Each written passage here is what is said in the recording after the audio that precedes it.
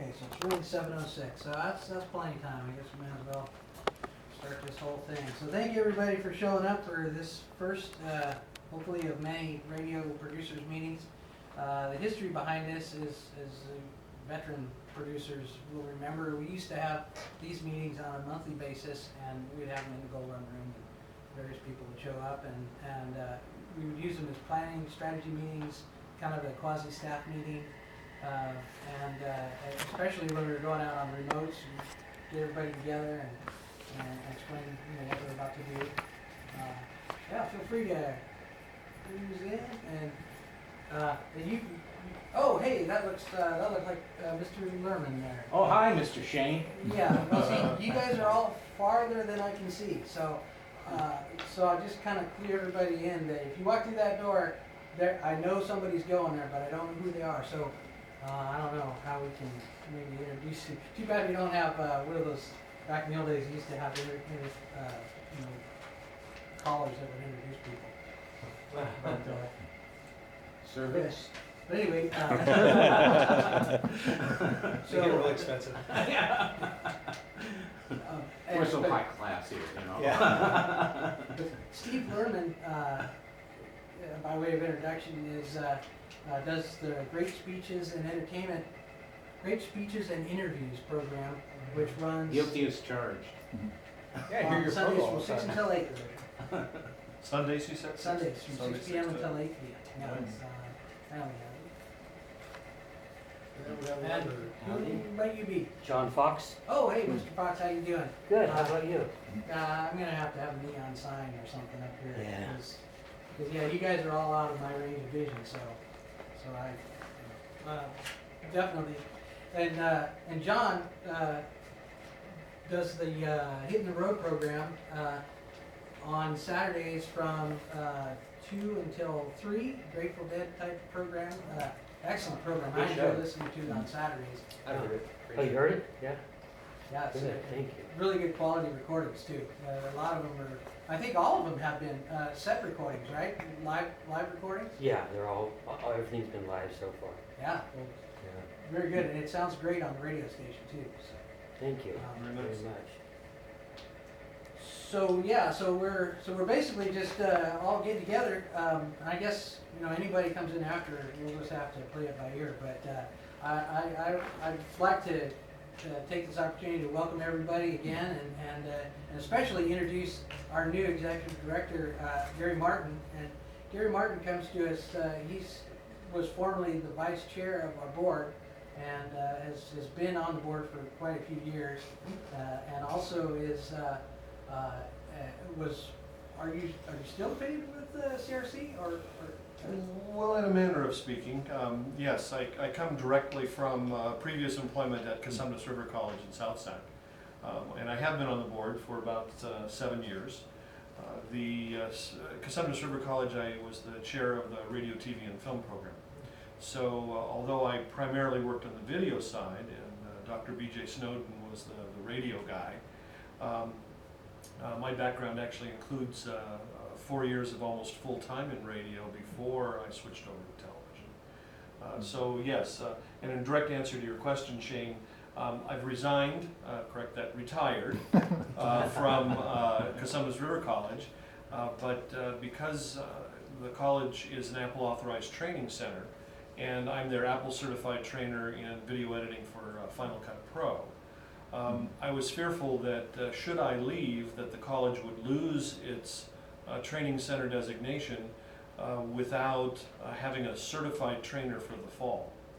And even with 11 weeks notice, to find someone with a master's degree who also is an Apple certified trainer might be tough for the college to do. So I had negotiated with the board of directors that should the college need help in the fall, that I would teach the one class in Final Cut Pro for them, so that they would not lose their designation as an Apple authorized training center. That gives them another almost 17 weeks on top of the 11 to get someone to replace me in that specialized need. And having a certain amount of personal integrity in general, I felt that was the most fair way to depart a program that I'd been building for the last 20 years. So yes, I just completed 20 years there. Shane, in terms of my background, yes, I did start in radio, which was actually when I was in college. My first job after working for my dad as a stock clerk at his drugstore was signing on radio station KVEC in San Luis Obispo on Sunday mornings at 6 a.m. I had just graduated from high school, and so as a, barely 18-year-old, I signed the station on at 6 a.m. and from 6 o'clock in the morning until 11:30 in the morning, I introduced church programs because they did a huge church block. And so, I introduced programs like it's 9:10 on KVEC in time for Treasures from Tanakh, inspirational messages from the Old Testament from the rabbi. And so I would do those types of things. But really my background was in news, and switched over from the DJ side of life into radio news, and then television news as a reporter, and then as a producer, and then a managing editor, and ultimately worked in San Luis Obispo TV, Reno TV, and then Phoenix Television before coming to News 10 here locally. Worked there almost 3 years before joining Modesto Junior College for 2 years of teaching, and then from there to Cosumnes River College for the last 20 years. So I'm younger than you think. But I have a pretty extensive career in professional broadcasting. We started before starting to teach. At the age of 5. Yes, well, at the age of 17 anyway, Wow. in terms of a paid radio kind of gig. So I have roots in radio, and have lots of love for the work that you guys do. So you come to us with a lot of experience. Yes, a lot of broadcast experience, and a lot of professional kind of background in the problems associated with live broadcast in terms of both radio and TV. Did live play-by-play for football, basketball, and baseball in my infancy, and most recently, even though I was with the board, I actually was the television director for Game of the Week for the last 5 seasons. So when it came time to roll instant replays and bring in graphics and go to live reporters, I was actually in the truck calling those shows. Great. So yeah, so pretty extensive background. Perfect background for this. And just for informational purposes, we'd like to welcome Brian McKenzie, who does the program immediately following John's program called From the Heart, and he's online. Not sharing his video, but that's okay. Hopefully everybody can hear us. Liz Conti is indeed on as well, and I'm speaking with them through the chat. And everybody, Liz can hear us, and I think, well, I haven't gotten a response back from Brian yet, but that's okay. And this is good deal, good stuff. Hello, Liz. Hi, I don't know if you can hear me. Yep, Yeah. you can. Yes, I just heard my echo. Very good. Sorry. No, that's okay. That's technology. That's a problem that we were trying to work out earlier. But I think this is a really wonderful piece of technology.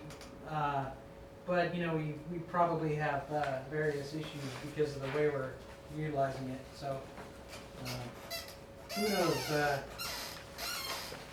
But it's definitely the coolest webinar program I've ever seen, and that's why I've been using it. So yeah, we've just completed the introduction from Gary, and would you like at this time to take introduction and comment from the people? Because that's the meet and greet. Why don't we have everybody kind of introduce themselves to each other? Do you all know each other, or only hear each other? Hear each other. Yeah. Well, why don't you kind of go ahead and introduce yourselves, and I do have a message for you. So we'll talk. Maybe do that after the introductions. Okay, cool deal. And I will operate the webcam. Did you want to start? We'll just go down the line. All right. John? I'm John Fox. I do Hitting the Road with the Grateful Dead, and my DJ name is Jay Jabornik Jr. It's an old wrestling nickname, so and I do basically live Grateful Dead. I do plan on branching out on others as they come along. If an artist that I like puts a new album out or is coming to town, I will, probably do a show on them. I did a show on Levon Helm in April, so, but that's. Very nice. Thank you, John, for the work that you do. All right. I'm Chris. Last name's Lalugas. I go by DJ Chris on the air. I do a show Friday nights, well, Saturday morning, kind of midnight to 2 a.m. called Living the Life.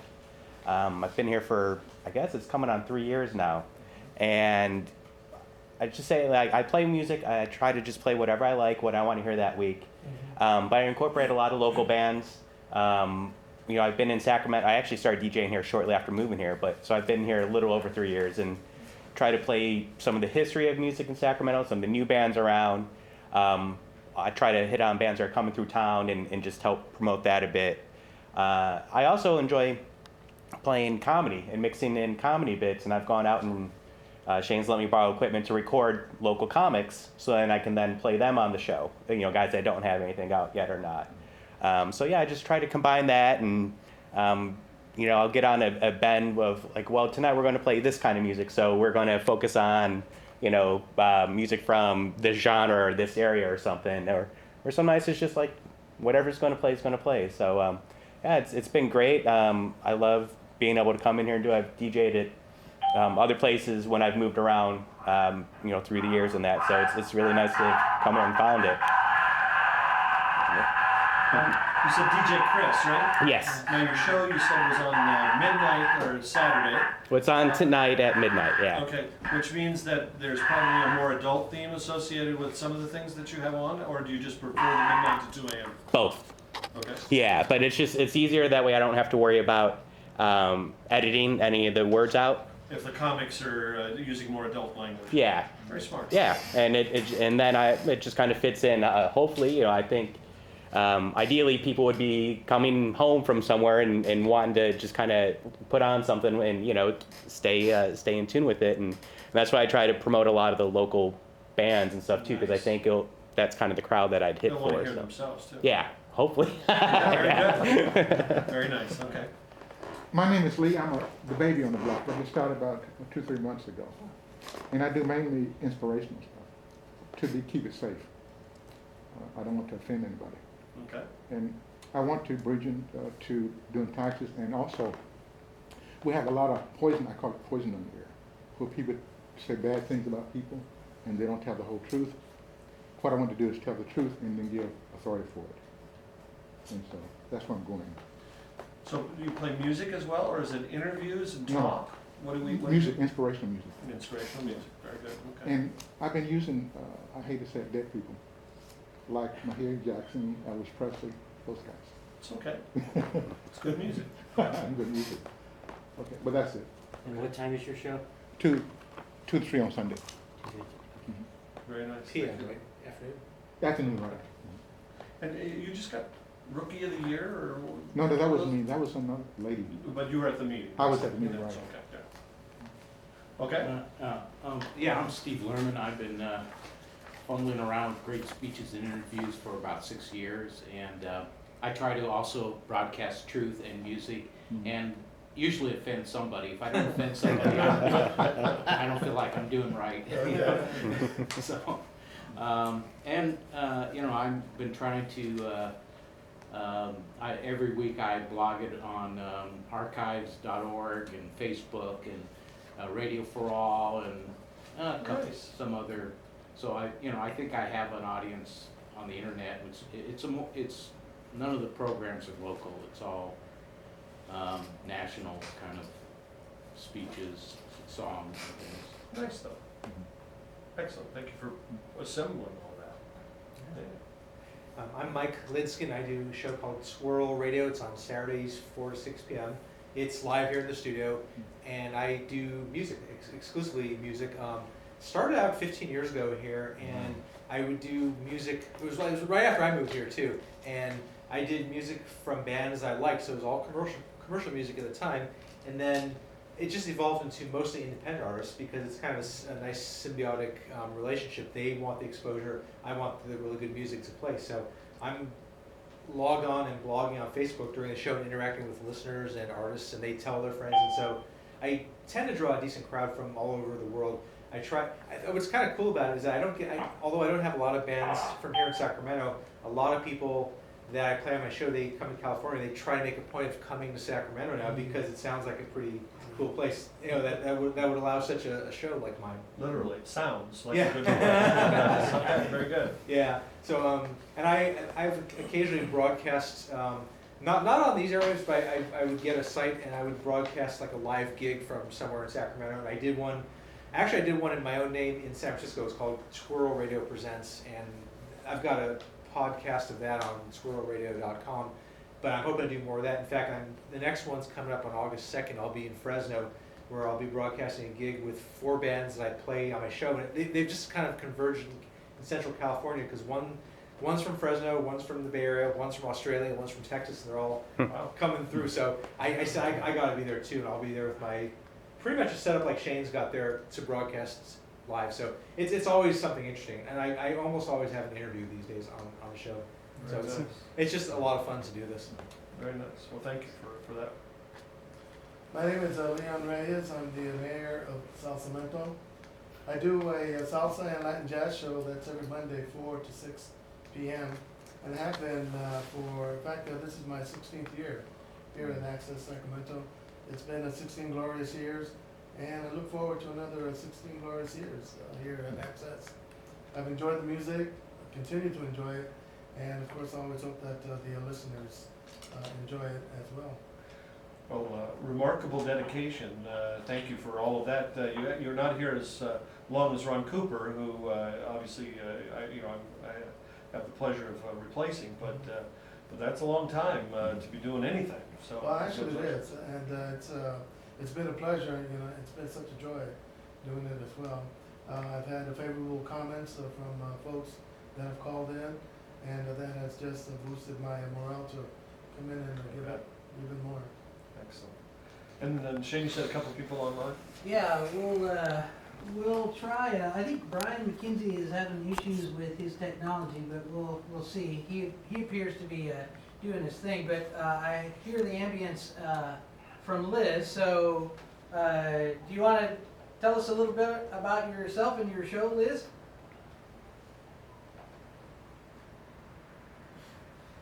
You don't mean to put you on the spot.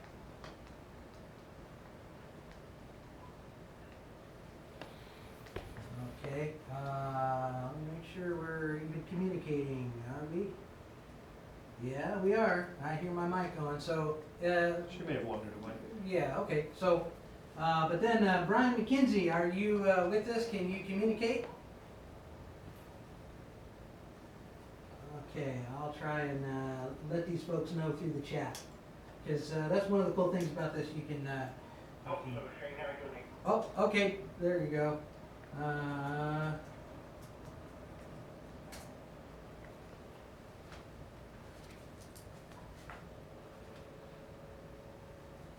We heard Brian there just for a second. Yeah, I'm gonna tell him to introduce himself. If you would, Brian, you're welcome to introduce yourself if you can hear us. You can hear him. I think he's gearing up. I hear something. He's clearing his throat, folks. About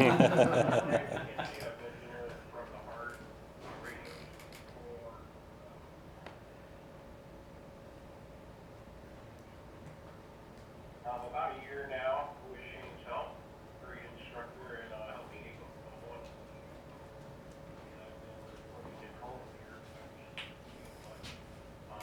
I take Hi, Glenn. Hi, Steve.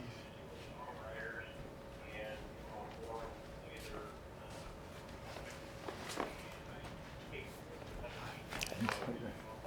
format we use What's going on? We just went through the introductions, and there's somebody online introduce themselves.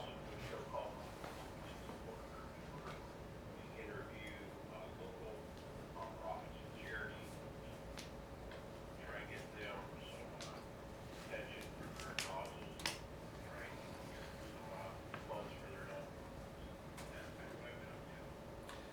What you possibly partly heard was Brian talking about his show From the Heart that he records from home and turns in, and that he also does a YouTube version of that so it can be posted online from a YouTube site.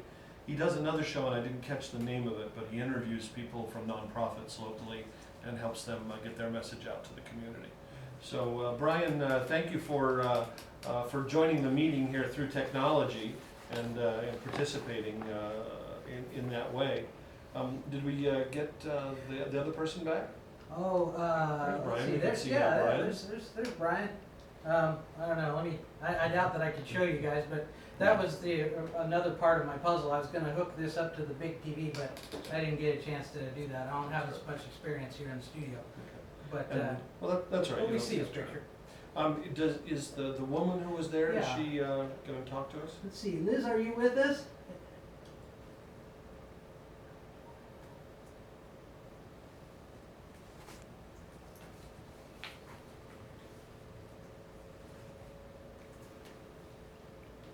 Okay, well, Well, hopefully she'll chime in. I really wanted to just say a couple of things, and mostly is thank you.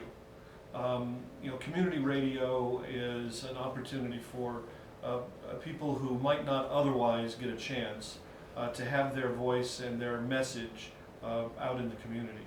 And you know, it's a big part of what Access Sacramento does is to provide simply that opportunity. We provide technology, and we provide the station, and through Shane's dedication and support for more than 2 decades here, has helped so many people to create an opportunity to get their voice heard. And although some of you would prefer to do radio, others, you know, work in the television environment, and you know, as we cross over into new technologies and put things on the internet in a variety of ways, it's just one more chance for Access Sacramento to help people explore what it means to be heard.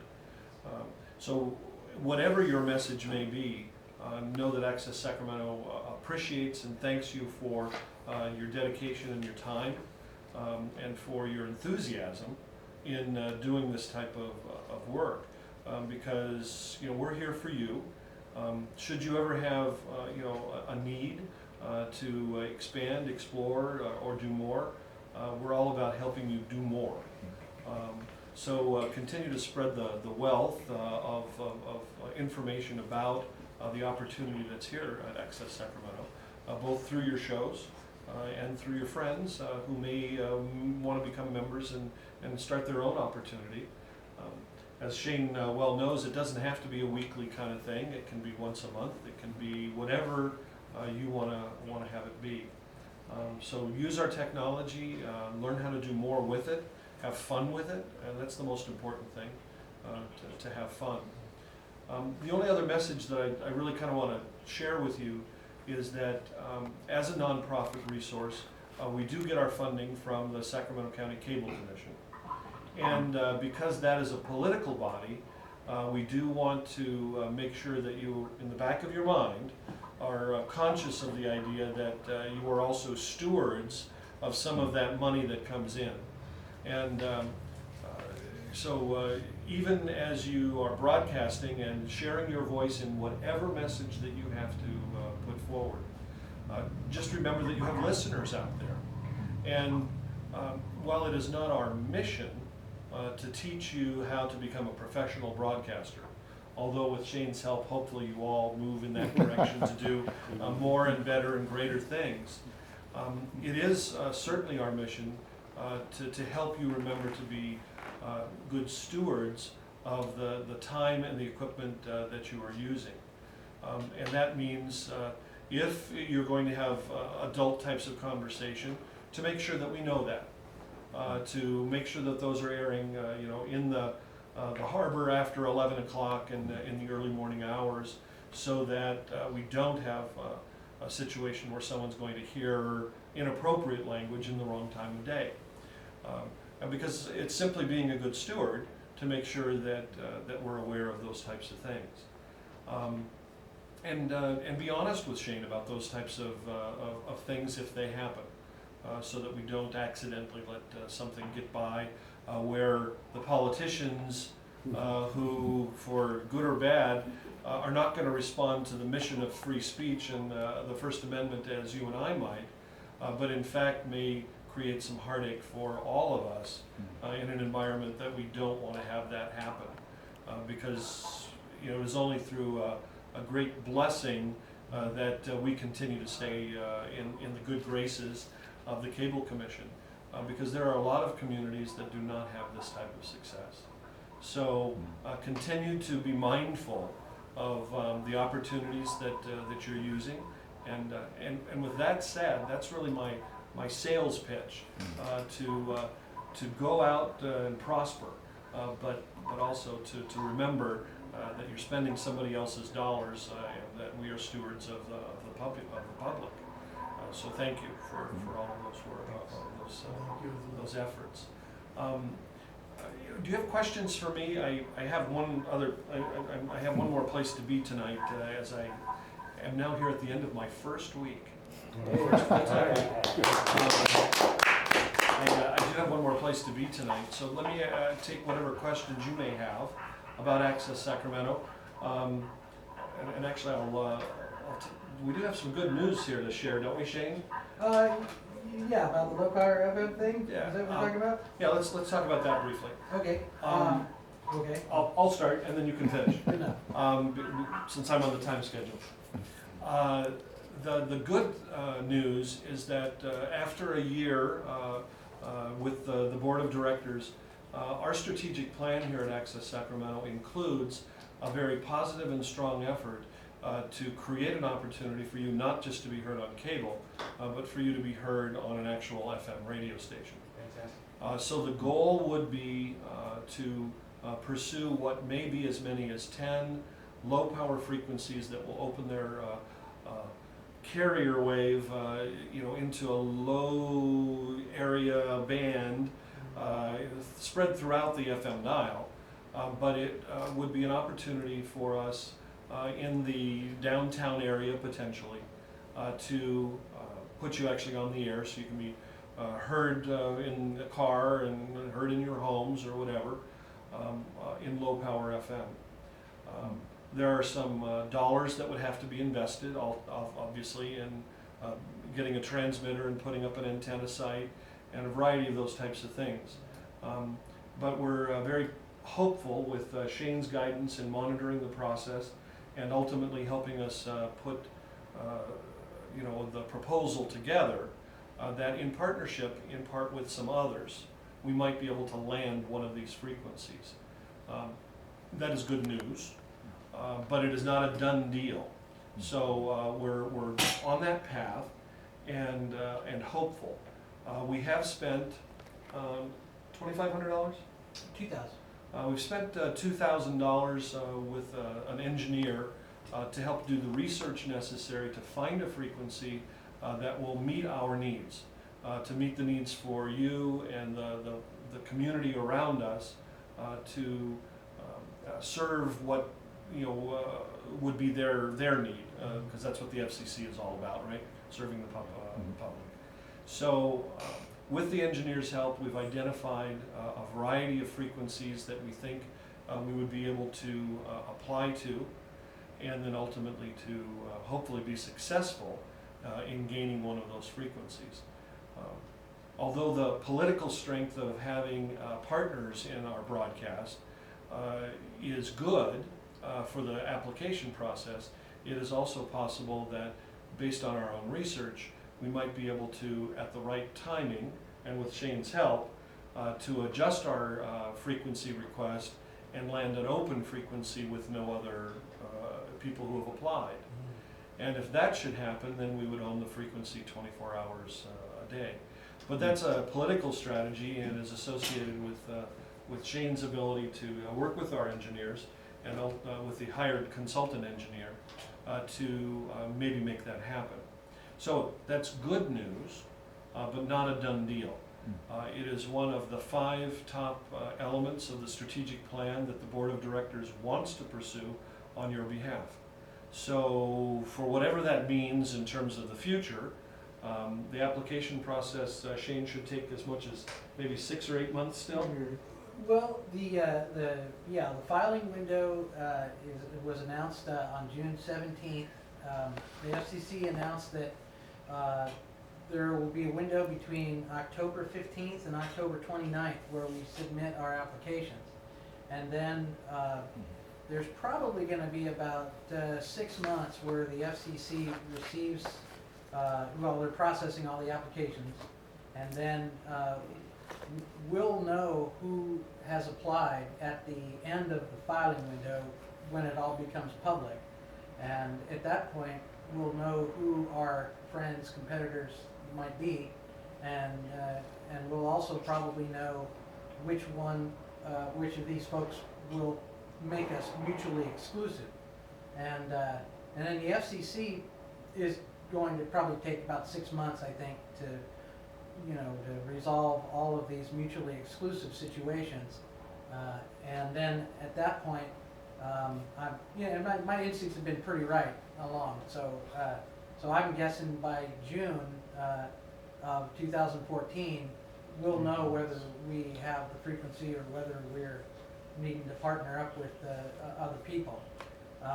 And then after that, then we apply for a construction permit, and we'll have a year to construct the radio station at that point. So we could, and I think actually, I'm pretty sure that once we're granted the initial license, we can, as soon as we get the station up, we can even apply for temporary authority to test broadcast. So it could even be sooner. But I'm thinking, that we'll be ready to go. I assume if we get the license, we'll have all of our ducks in a row, and it'll just be, we're waiting for the go-ahead to start construction. And Well, if you do the math there, we're 10 weeks away from having to have an application complete.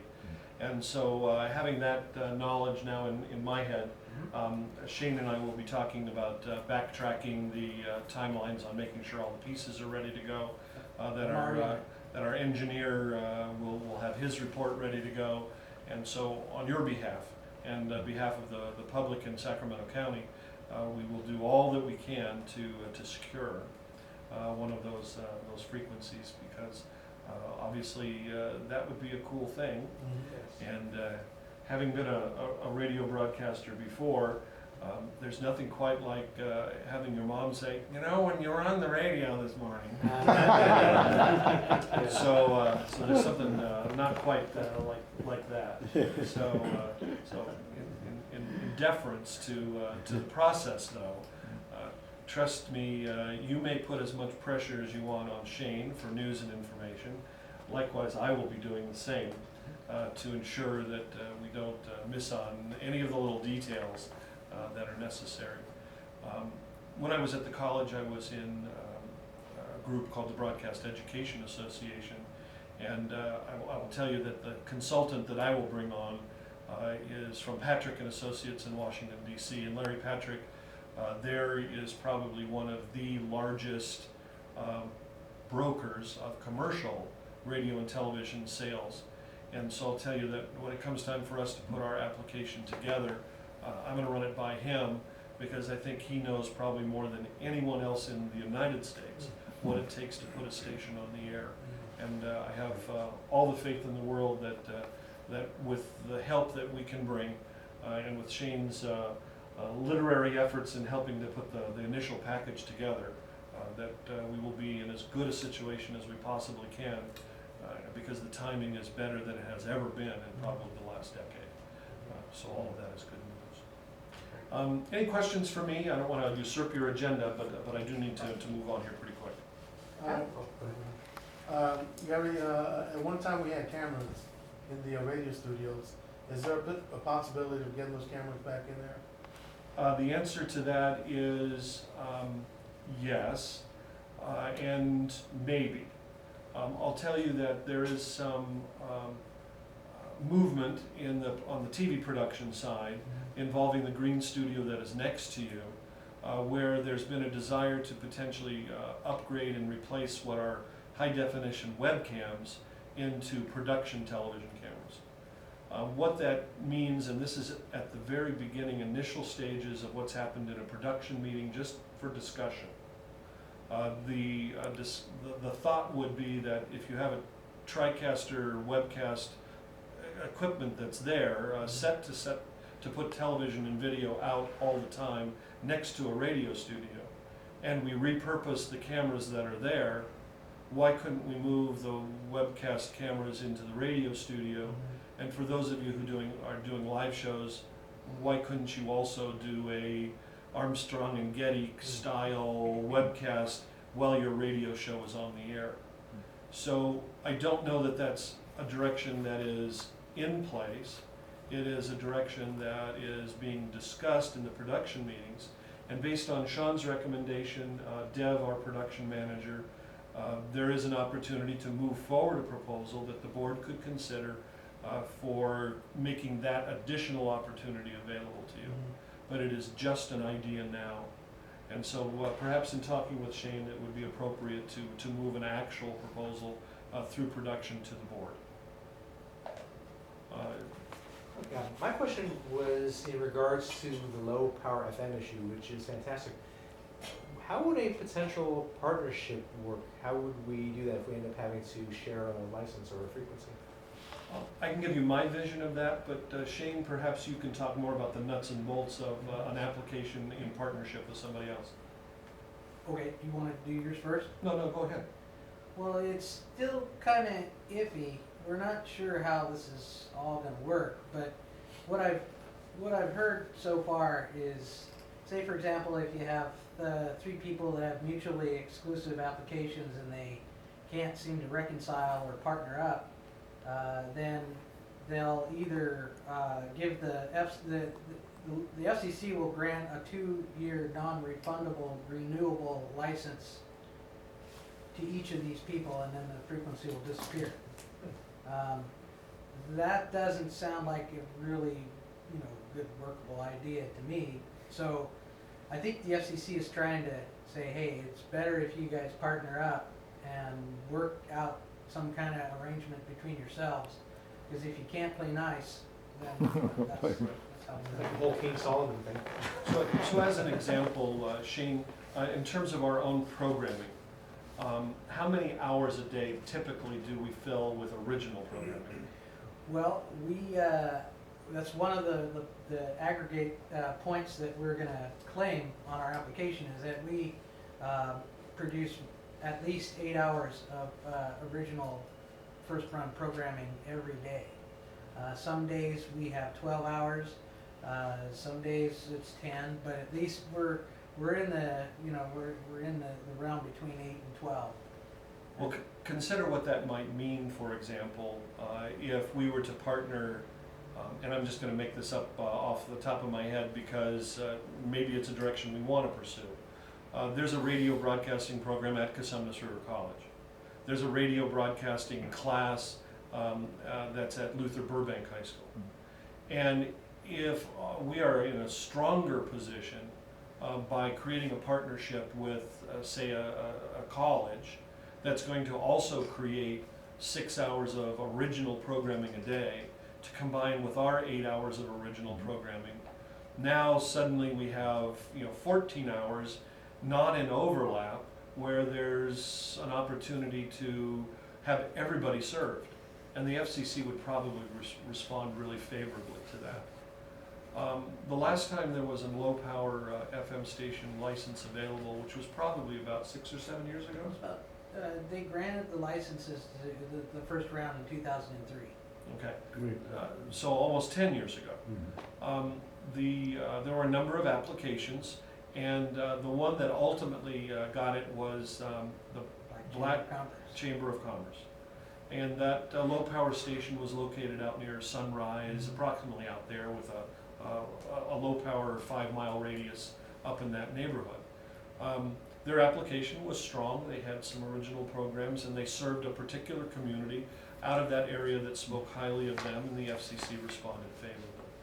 So based on a membership out of Access Sacramento in Sacramento County with a long-standing support of both politicians and the community, we feel that with 10 frequencies available, that we have a very high shot at getting this. The last time there was just the one frequency. Yeah, exactly, one frequency, and they kind of, you know, we're not, even to this day, we're not really sure what prompted the deal, but the FCC kind of did a Prester changeout, and it threw 9 out of 10 of us for a loop, and so that's why, you know, we all missed it.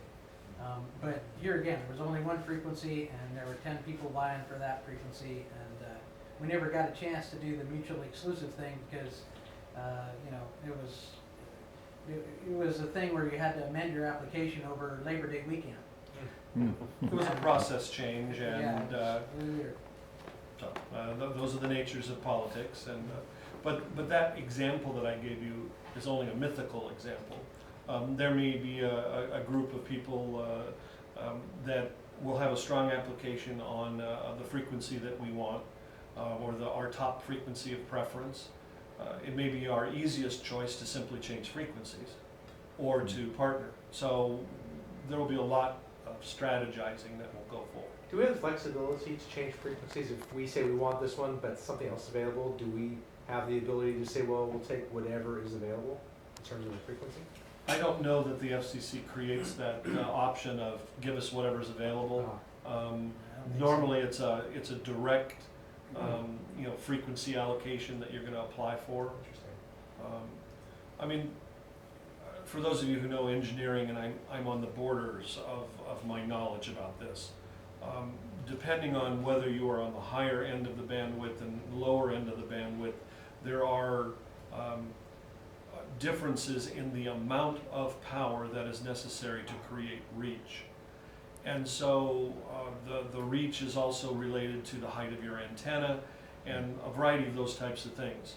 So, which is why you need an engineer to tell you what you're going to have to do. So it's a combination of frequency, antenna height, and then ultimately wattage.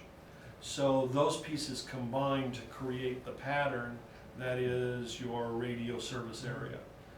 And based on that, I don't want to try and even create an example for you, but all those pieces come into play, and that's why you have to have a really great engineer.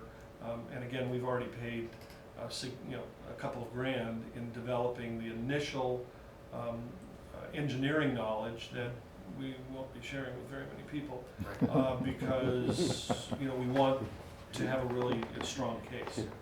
Great answer. I didn't know any of that before. Thank you. You had a hand earlier. No, I already asked my question. Okay. All right. All right. Any other questions for me? Okay. Well, again, thank you for all your efforts, and on behalf of Access Sacramento, continue your hard work and good work. And I know that Shane has kept us safe and steady for more than 2 decades, and I appreciate all the work that he does on our behalf as well. So thank you very much, everyone. Continue with your meeting. I've taken more than your time, more enough of my time, and Shane has work to do. So I'm going to get out of the way. All right, thank you again, everybody. Bye-bye. Thank you. Well, we are very encouraged, and of course now the heavy lifting of the meeting and all this technology is on me now. So, but definitely, I mean, you all, you know, the vibe was very good, very positive, and I'm, you know, I'm excited to see what, you know, the next 25 years is going to hold for us. Because you know, I know for sure that the next few years are going to be pretty, you know, pretty wild and crazy. Okay, Liz, I guess you're here now, huh? Oh, she's talking to somebody else. Okay. All right. Okay, so alrighty. So let me see if I can try to collect our thoughts here. Where are we time-wise? Boy, we're all at 8 o'clock. I don't know.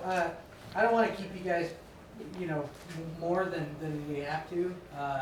You know, the main purpose of the meeting was to meet Gary and hear from you folks and to get your introductions and all that, and you know, kind of get a feel for, you know, I'm already, like I said, I'm already encouraged with his leadership style and his communicative nature, and of course, you know, being a communications you know, professor really helps out, and I think that he's, you know, as you can tell, he's got a wide you know, wide variety of experience and some contacts too. So so I guess, you know, at this point, my traditional meetings are usually over within an hour, as you can see from the timeline. And I think what we could probably do is we could skim through the agenda, and I'll tell you info that you may want to know, and give you opportunities, you know, to communicate your pleasure, and we'll kind of just go through there and see if we can get you out of here, you know, really quickly. Because I do appreciate that it's a Friday night and it's social events going on everywhere, and that's why we usually have our meetings on Wednesdays.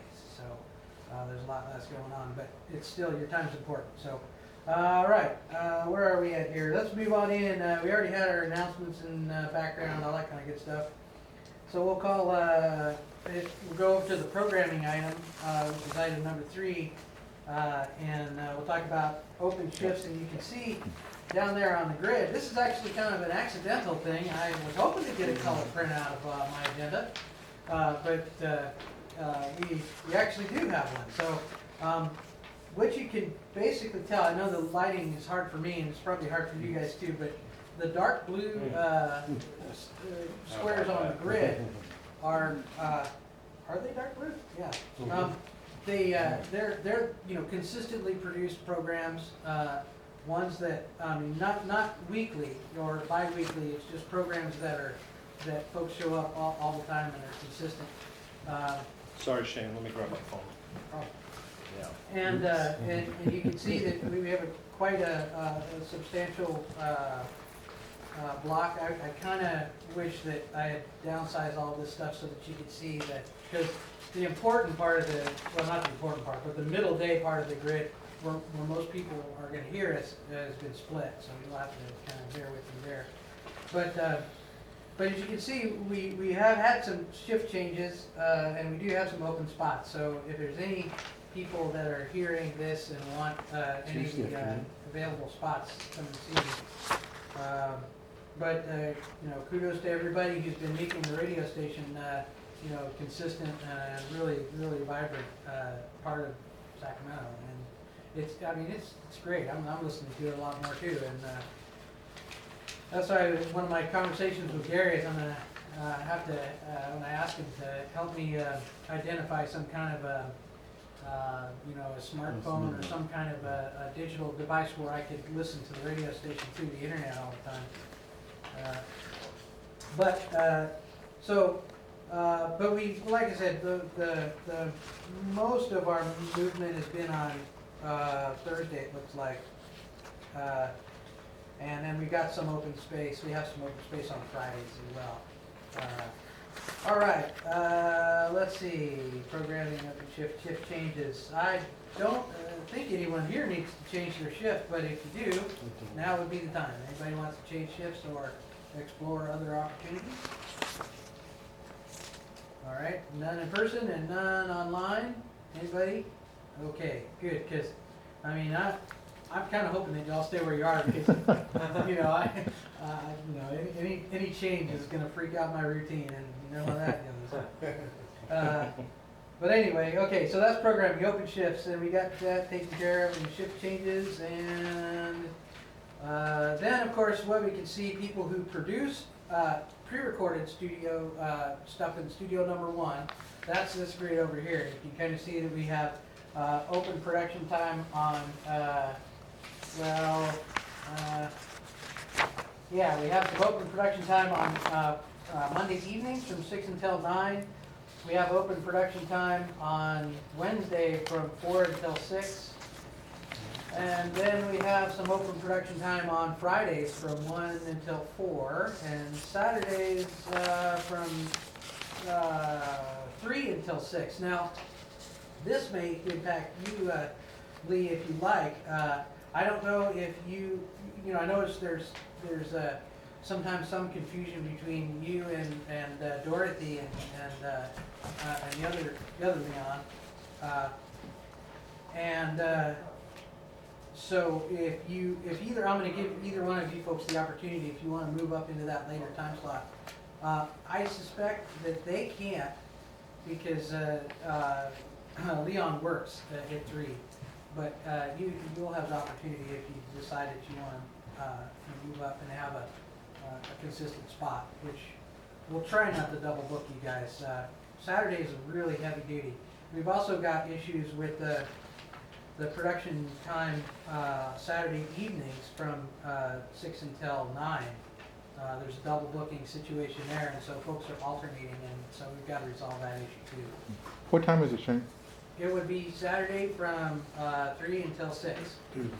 It'd be the slot after yours, because you technically have, you and Leon and Dorothy have the noon to 3 spot, and then the 3 to 6 was occupied by a woman by the name of Daisha, and she has elected to discontinue her show, so that space is available. So 3 to 6? Okay. Yeah, and here again, I mean, if you, no pressure, because everything's working out the way it is. But I just want to make life easier for you folks if we can. It's good, it's good. I'll take it. All right, cool deal. Give you an extra neighbor you can dang on the bus. Okay. All right, so that's the production studio. We're zipping through this. Programming, radio class. Radio classes are in good shape.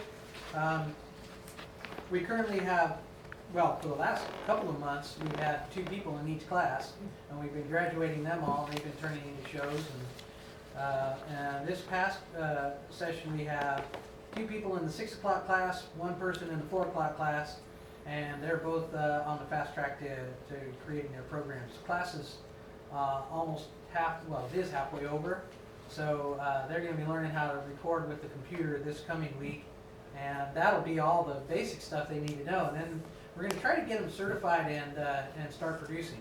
Because one of the things I'm doing is I'm compressing the class so that the last 2 sessions, or at least the last one for sure, we can help folks produce shows, and that way it's not such a jumping off between the time that you're in the class and the time that you have to, that you're actually producing on your own. Is it still 4 weeks for the training class? It's still a 4-week class, yeah. Just in case people ask me about It how is. to get in here. Okay. Yeah, we start the first Tuesday of each month, and then we end the 4th Tuesday. And we're taking reservations due October now. So it's a little bit of a wait. That's another reason I'm going to try to, I don't know, I'd like to offer another class, but I don't know, I'm already squeezing extra hours out of my 30 hours. So, but I'd rather put those extra hours into doing promotional activities and stuff like we're doing now instead of teaching another radio class. But if we can get it going, that's all fine and good. So yeah, so like I said though, we've got, we're taking reservations in October, so I've got my work cut out for me for the next couple of months at least. Not to mention the LPFM stuff, which we'll talk about here in a little bit. Okay, by the way, any questions, comments on these items so far? Very cool, all right, and feel free to interrupt me if you, because you know me, I mean, you're all fuzzy people at that point. I mean, I know who you are, but I'm not going to see you unless you really make a wild and crazy effort. All right, so studio equipment. That's where we are. We're on item number 4, zipping through 4A. Studio equipment, generally this would be the time if we talk about, just general gear, new stuff that we were getting in, faulty gear. If you guys are noticing issues, then that, here's where you let me know. But I'll tell you, we've got a $23,000 proposal in for the next budget cycle. And my engineer, Tim Parrish, I was hoping to have him here at the meeting so that you all can meet him. He's going to be doing the work. He's the one who did the install on studio number 1. And, I installed all the gear prior to that, but the new equipment is using connections that are too small for me to, I can't work on it. So, so luckily, there's folks that, I've known Tim for a good long time, even back when he was in high school. So he's our guy. But what we plan on doing is we're going to put a board that's identical to the one in Studio 1. We're going to put another one in Studio 2. It's an Audio Arts R55E, and it's a really slick board. It's the I guess the predecessor to the successor to the board that we've got in there now. And so it's got a lot of the features that you really want on a mixing console, and so it's really slick. And you folks that use the one in Studio 1, you already know it's a really cool board. So we're gonna put a board in there. We're gonna put new professional mic booms in all the studios. We're gonna upgrade the transmission rack. We're gonna fix, that rack hasn't been worked on in 25 years, and so we're gonna rework it and actually do it the way it was supposed to be done instead of the way it is. So we're gonna get that done. What else are we gonna do? I'm trying to think. Well, there's a whole thing. I mean, like I said, we just kind of, we need to buy new EAS gear for the LPFM, so we're going to do that. So yeah, it's just going to be pretty cool. And we're hoping the money for it's going to come in August. So we're hoping to do this stuff like in, maybe late August, early September. Definitely before October, because you probably already, are following along with me that month between September and October is going to be crunch time, and I don't want to be worrying about engineering when I should be worrying about applications. And so I was actually hoping to get the project started now. So but it is what it is. So, but it's going to be good things, and it's important for you folks to know because we're going to take the studio down to do it. It's probably going to take 2 or 3 days each session, and so one studio is going to be down. And another one, I'm hoping to do it over the weekend so that you folks won't be impacted, but I'll let you know in plenty of time, and we'll might even figure out ways to let you do a sort of a quasi-remote or something. I'd be up for that because I will be impacted, so that'd be neat if I could do it from a different location. Yeah. Well, actually, we'll work on that because Leon will be impacted too, and that. So, because like I say, depending on when we can do it, I mean, it might take 4 days out of the whole week. So who knows? But anyway, we'll see. Like I said, there's a lot of stuff where we're running tape shows and stuff like that. So we can just let the automation go directly into the transmitter and work on the studio while it's still the station will be on the air.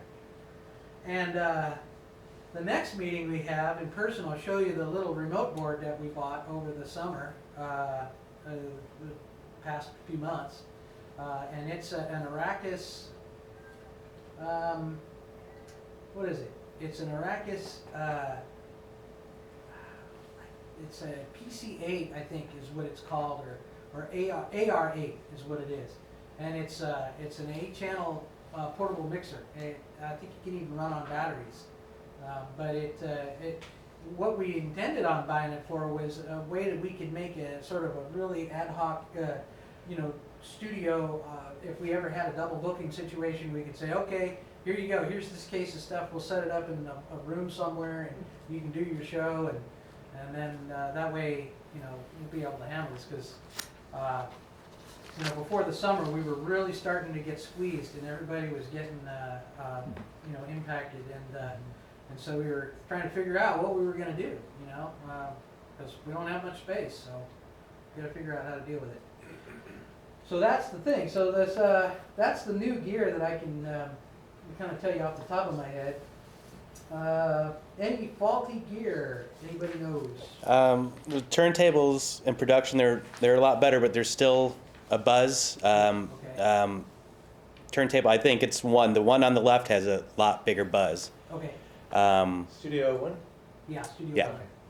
And then if we could get new needles for those, still have that I request. thought about those because I processed your show today. Mm-hmm. So I was going, yeah, that's right, I gotta get Yep. Divas. So yeah, we'll get some new styling for you. All right. You be styling with new styling. So, okay, good deal, yeah, good, that's a good report. See, that's what we really miss about having these online things, which we still do have people, I hear ambience, but it's almost like, it's, yeah, there's something going on. Like I said, Liz is entertaining, so she's got social stuff going on in the background, so I think she's probably just watching and listening to us. So she's cool, everything's cool. Brian McKenzie's still there. And his video is there, and everything's cool. All right, so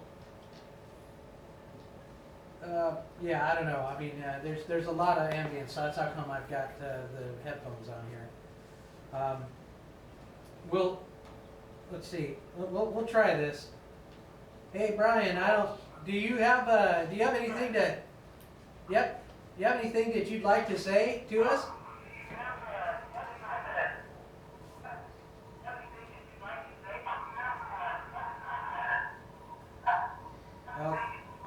Okay, you know what? That's probably some of me and my echo. So Yeah.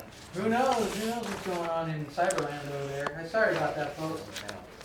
But anyway, luckily we'll have the videotape and we'll put that up on YouTube. Okay, so what else we got here? New gear, faulty gear. Okay, LPFM news. Well, you heard the big news, and I tried to give you as much of a timeline as we can.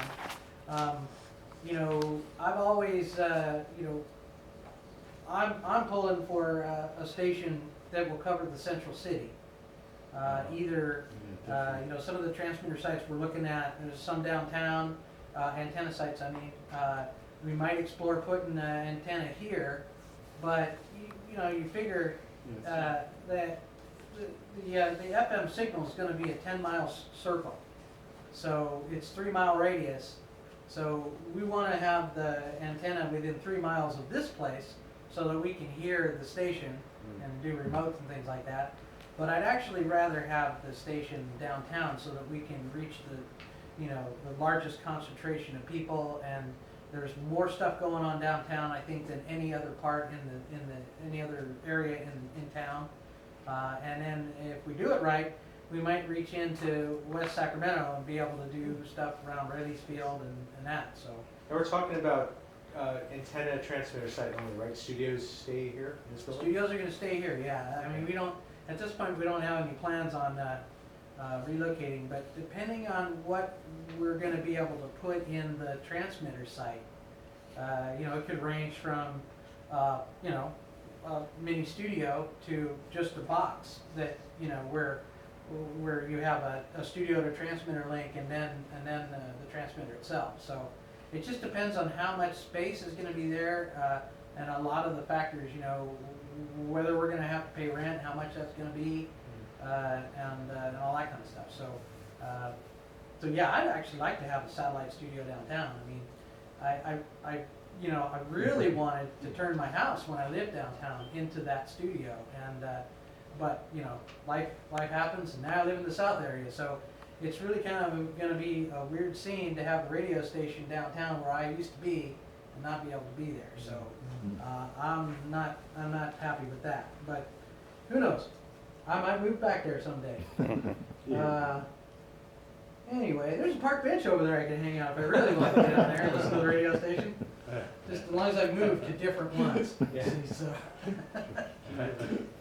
so anyway, so yeah, but if you have some questions, I'll try to answer those.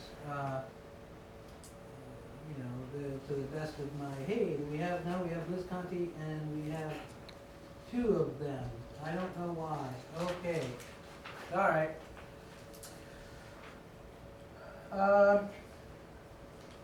Internet radio, not a lot has been going on, aside from, you know, our we've increased our streaming quality, so we've done that, it's old news now, but. Sounds really good though. Yeah, it's better. it does. I'll tell you, I mean, I listen to it on my laptop here, and man, it's just really cool, and And I mean, and the test right after we, increased the stream, first thing I did is I got my internet radio at home and I hooked it up to my stereo, and doggone it, it's pretty good. And there's rarely do you hear any artifacting or anything like that. So there's no buffering, nothing like that. So it's pretty good. And we probably won't use the internet stream to send to the radio's transmitter. We'll have a separate codec that we use, some sort of IP-based thing, and so we may increase the stream quality just for that reason, just for its own sake. But I doubt that we'll use that as a STL. So, because I don't want the internet to go down and the radio station to go down too. So we'll see how that works. Okay.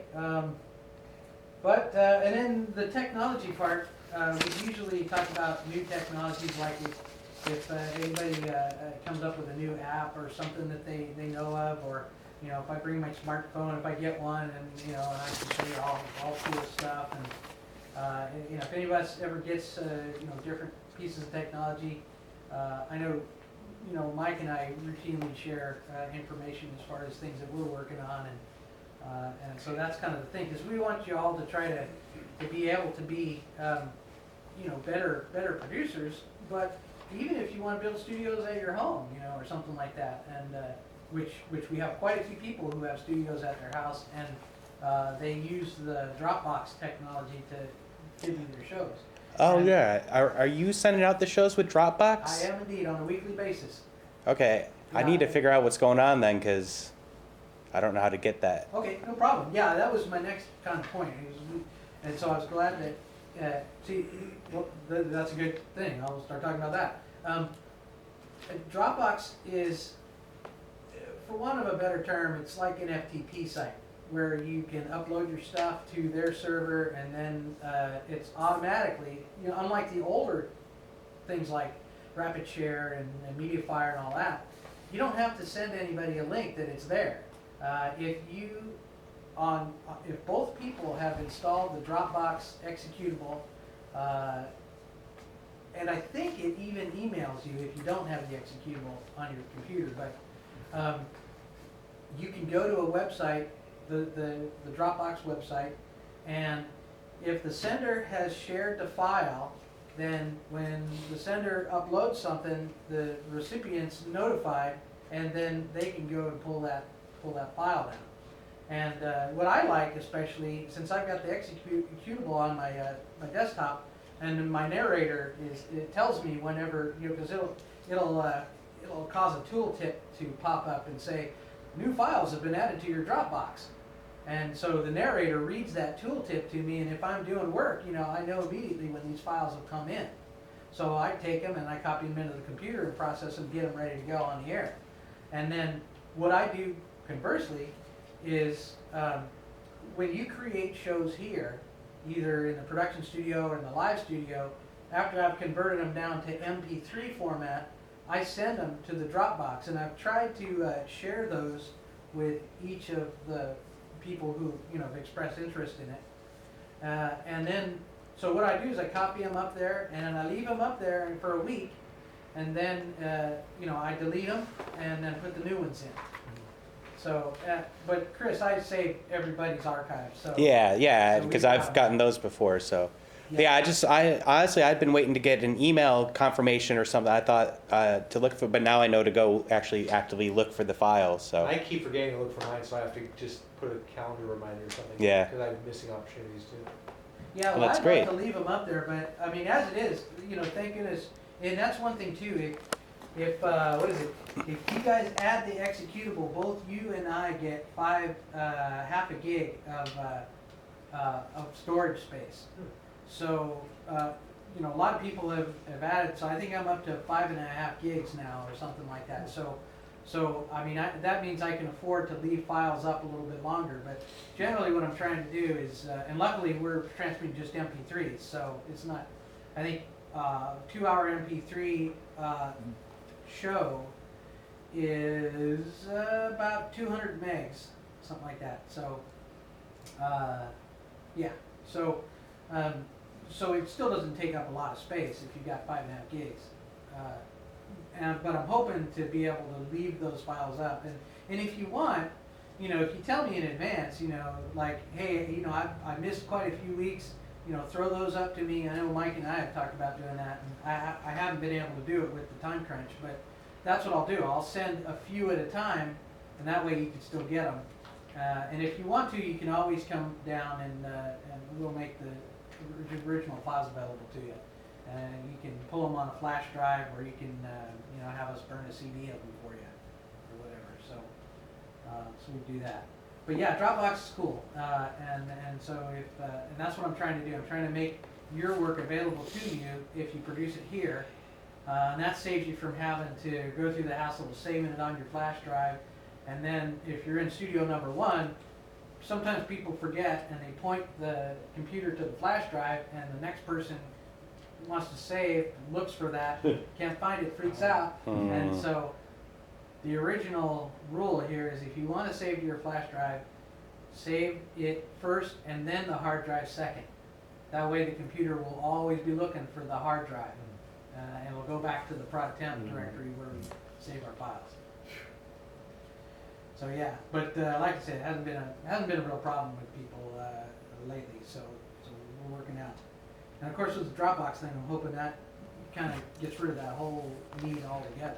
Does that work in conjunction with the website Dropbox, or? It does. It does indeed. As a matter of fact, the website is what I heard about first, and then you can. In fact, I think that's where you have to create your file folders and all that stuff. You create it on the website, and then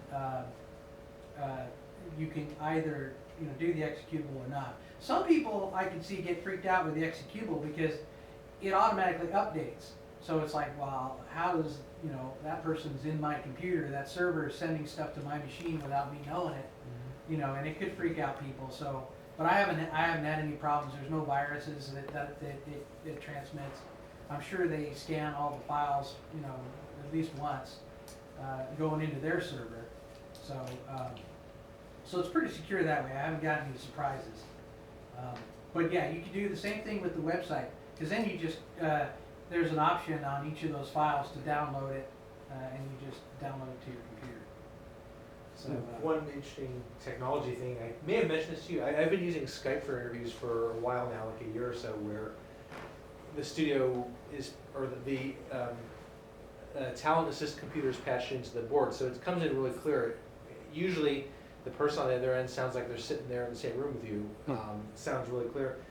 Something I discovered, which you've probably heard of, is Google Voice, which is a way of getting, if you have a Google account and you have Google Apps, then you have a way of getting a phone number on there. In my case, I'm able to use my cell phone number. So basically, in essence, I can take a call on my computer, somebody can call my cell phone number, and I can have an answer on the computer, which worked out really well for an interview I did recently with somebody who was pretty well known, and their PR person didn't want to give me their phone number, and I understand that. So, but I want them to call me. So what I did is I hooked it up so they could call my cell phone number, answer it. I had my microphone. I sounded like I was loud and clear on the microphone. They sounded like they were on a phone, and that's what I'm doing tomorrow, because it's been a bit hard communicating with this band I'm interviewing tomorrow. But they have my number, so I'll be testing out Google Voice here for the first time, and it'll be basically through the computer onto the board. Awesome. Right. And you've been pretty good most of the time about re-logging in, but a few times I understand you've had some busy shows, and I've had to log in. And trying to log back into the Sac Studio 2 account. Yeah, because that, it's not such a big deal, because you're the last person on the air, but people who have Monday shows, well, never mind. I'm usually here by the time. Okay. I mean, it's Dick Crockett and Al Schusterman, and those guys aren't too computer savvy. I've been trying to get everybody to use Skype, but limited success. You're one of the success stories, so congratulations. Thanks. On that. I just like it sounds better. It really, I mean, first time I did it, I was talking to a musician in Liverpool, England, and it was loud and clear, sounds like we're in the same room. And I heard her children screaming in the background with British accents. It was perfect. And just so you folks know that each of those, there's a computer that's closer to the board. That's a business type computer for the radio station. But then there's another one that's closer to the racks, And eventually, that's another thing I'm gonna do too. By the way, I'm gonna get one of these big swing arm lamp sort of things, and we're gonna put the monitors on these arms, so you'll be able to have the two monitors together. But anyway, yeah, the talent support workstations are the ones that are closest to the rack, and those are available for any other internet applications that you might have. You can't load programs on it. Well, you can, but I'll delete them as soon as I find them. And you know, those machines are expendable. I'd rather you don't break them, but I don't have a problem with it if something crazy happens. I'd rather not have anyone put read errors in the hard disk or anything like that, and I gotta reinstall the operating system and recreate the whole computer.